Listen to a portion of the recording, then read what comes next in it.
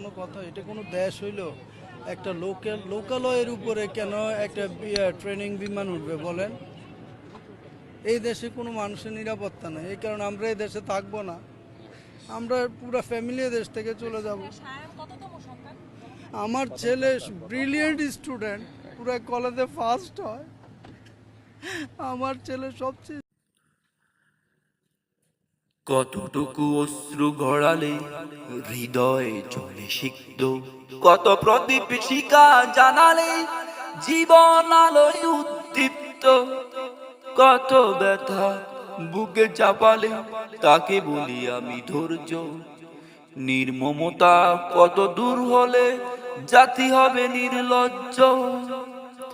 আমি চিৎকার করে কাঁদতে চাইয়া করতে পারিনি চিৎকার, আমি চিৎকার করে কাঁদতে চাইয়া করিতে পারিনি চিৎকার, বুকের ব্যথা বুকে চাপায়া।